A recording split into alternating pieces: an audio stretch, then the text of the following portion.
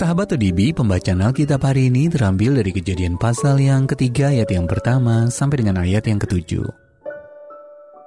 Manusia jatuh ke dalam dosa. Adapun ular ialah yang paling cerdik dari segala binatang di darat yang dijadikan oleh Tuhan Allah. Ular itu berkata kepada perempuan itu, "Tentulah Allah berfirman, semua pohon dalam taman ini jangan kamu makan buahnya, bukan?"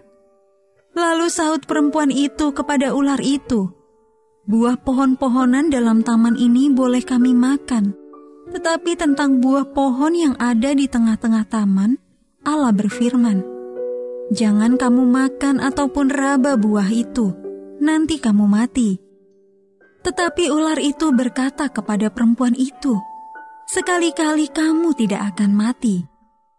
Tetapi Allah mengetahui bahwa pada waktu kamu memakannya, matamu akan terbuka, dan kamu akan menjadi seperti Allah, tahu tentang yang baik dan yang jahat. Perempuan itu melihat bahwa buah pohon itu baik untuk dimakan dan sedap kelihatannya. Lagi pula pohon itu menarik hati karena memberi pengertian.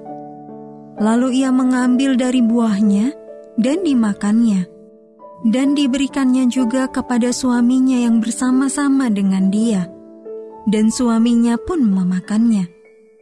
Maka terbukalah mata mereka berdua, dan mereka tahu bahwa mereka telanjang. Lalu mereka menyemat daun pohon ara dan membuat cawat. Ayat Mas Renungan hari ini terambil dari Yohanes pasal yang ke-8 ayat yang ke-44. Iblis adalah pendusta dan bapa segala dusta. Judul renungan kali ini, Jangan Tertipu, ditulis oleh Ellison Kieda.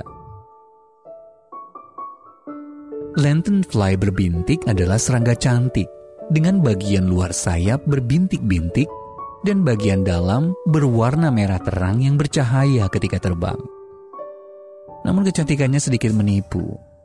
Serangga yang pertama kali terlihat di Amerika Serikat pada tahun 2014 ini digolongkan sebagai hama di Amerika Utara, yang berarti mempunyai potensi merusak keseimbangan alam dan ekonomi. Lanternfly akan memakan bagian dalam dari segala jenis pohon kayu, termasuk pohon seri dan buah-buahan lain.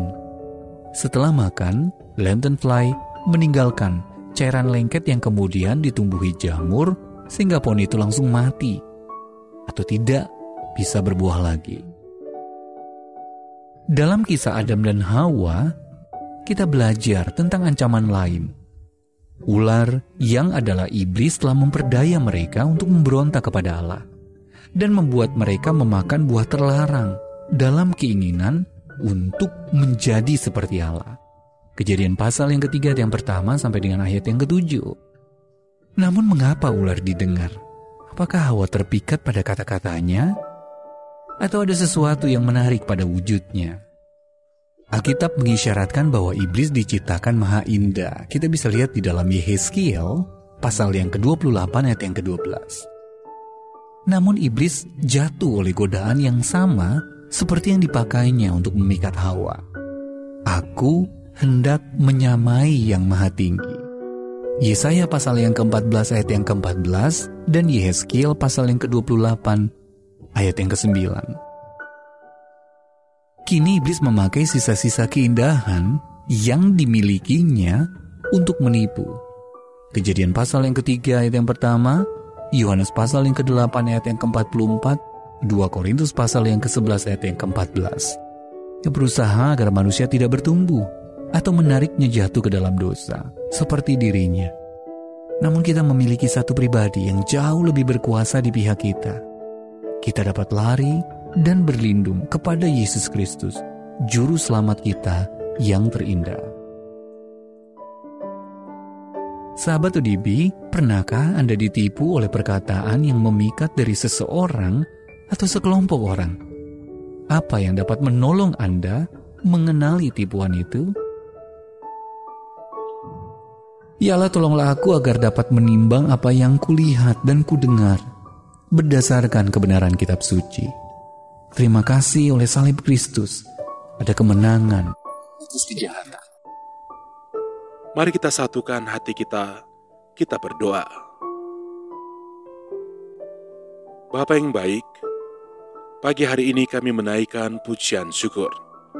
Kami berterima kasih kepadamu, karena Engkau telah memberkati kami kembali melalui firman-Mu yang sudah kami baca dan yang telah kami renungkan bersama. Inilah kehidupan kami ya Tuhan, kami serahkan ke dalam tangan-Mu.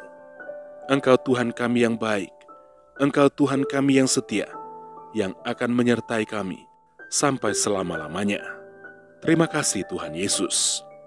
Sepanjang hari ini ya Tuhan, kami serahkan seluruh kehidupan kami ke dalam tangan-Mu. Dalam segala aktivitas pekerjaan kami yang akan kami kerjakan di sepanjang hari ini, Engkau akan menyertai kami lagi. Engkau akan menuntun kami. Engkau akan membuat berhasil apapun yang kami kerjakan. Dan Engkau Tuhan sumber berkat. Engkau akan memberkati setiap pekerjaan kami. Inilah yang menjadi doa kami pada pagi hari ini.